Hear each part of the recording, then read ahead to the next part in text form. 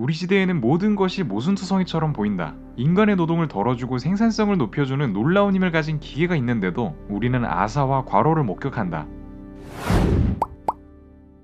2022년 10월 15일 평택의 한 공장에서 노동자 A씨가 기계에 끼어 사망하는 사건이 발생했습니다. 이른바 SPC 사건이죠.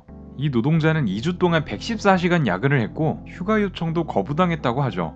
사측에서는 사건 발생 다음날 동료 직원들이 트라우마를 호소했음에도 사망사고가 발생한 그 현장에서 밤새 근무시켰습니다. 심지어 사건 일주일 전에도 끼임 사고가 있었다는 소식은 사람들을 더욱 분노하게 만들었습니다. 사고를 막기 위해 정부에서 중대재해처벌법과 같은 규제를 통과시켰는데도 왜 노동자의 죽음이 되풀이되는 걸까요? 이에 대해 구조적 문제를 제기한 학자가 바로 미국의 마르크스주의자이자 사회학자인 해리 브레이버만입니다. 브레이버만은 저서 노동과 독점 자본을 통해 노동이 어떻게 쇠퇴하게 되는지 설명하고 있는데요. 브레이버만은 노동의 개념을 남들과는 다르게 바라봤습니다. 브레이버만을 비롯한 마르크스주의자에게 노동은 본능적인 것이 아닌 인격적인 행위입니다. 노동이 인격적이라니 무슨 뜻일까요? 마르크스가 자본론에서 말했듯 벌은 목수보다 훌륭한 건축자입니다. 태어나자마자 본능적으로 집을 지을 수 있죠.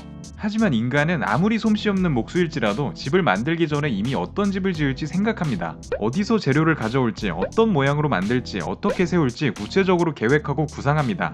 즉 본능과 별개로 사전에 독립적으로 구상하고 학습하고 적용하고 응용하는 정신적 과정이 녹아있는 인격적인 과정이라는 것이죠. 자연물을 가공하여 가치 있는 물건을 만드는 의식적이고 한목적적인 작업행위, 이것이 동물과 인간을 구분하는 인격적 노동의 정체입니다. 하지만 현실에서 우리는 노동이 인격적이라고 느끼지 못하죠. 왜 그럴까요?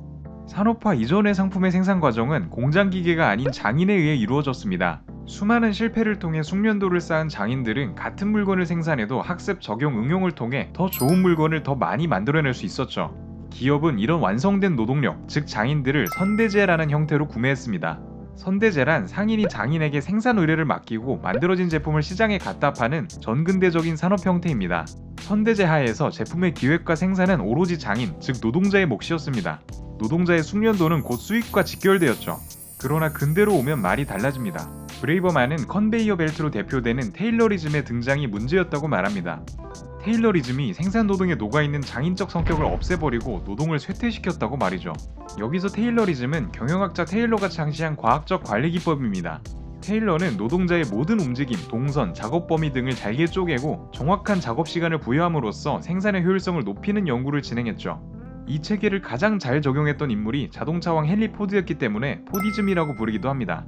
그렇다면 테일러리즘은 어떻게 노동을 쇠퇴시킨 걸까요? 브레이버만은 두 개념을 통해 노동의 쇠퇴 과정을 설명합니다. 탈숙련화, 구상과 실행의 분리가 그것이죠. 탈숙련화란 말 그대로 숙련 상태에서 벗어나는 것을 의미합니다. 노동 과정의 관리 영역, 즉 매뉴얼에 의존하는 것을 말하죠.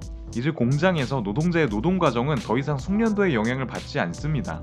SPC 공장을 예로 들어볼까요? 샌드위치를 만들기 위해 노동자들은 빵 반죽과 샌드위치 속재료들을 만들어야 합니다. 노동자들은 분업화된 생산 공정을 따라 달걀 껍데기를 까고 치즈 포장지를 뜯고 매뉴얼에 따라 정해진 양만큼 반죽기계에 재료들을 넣어야 하죠. 여기에 샌드위치 제조 장인은 필요 없습니다.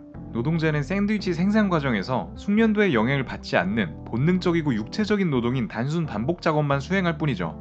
다른 하나는 구상과 실행의 분리입니다. 노동 과정은 원래 구상부터 실행까지 전부 노동자의 몫이었지만 산업화 이후 역할이 나뉘었습니다. 정신 과정인 구상은 자본가와 관리자 집단에, 육체 과정인 실행은 노동자에게 분리되었죠.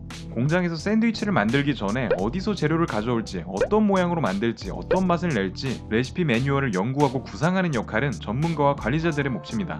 노동자는 그저 관리자의 명령에 따라 육체를 움직이기만 하면 됩니다. 실행만 하면 되는 것이죠. 매뉴얼에 따라 분업화되고 탈숙련화된 반복 노동을 하는 것입니다. 구상을 맡은 관리자들은 더 나아가 노동자의 행동 패턴에 대한 데이터, 과학적 관리에 도움이 될 지식을 독점하고 이 지식으로 노동자들의 행동을 통제합니다.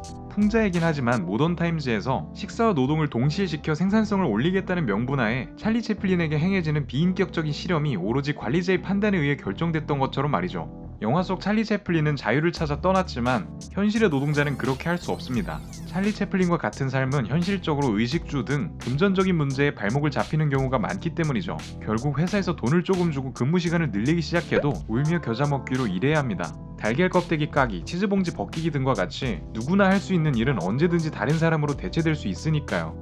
과학적 관리라는 미명하에 이루어진 생산 효율성 증가, 자동화 통제가 장기적으로는 노동자들의 고용 불안정과 소득 불평등이 심화되는 결과를 낳았습니다.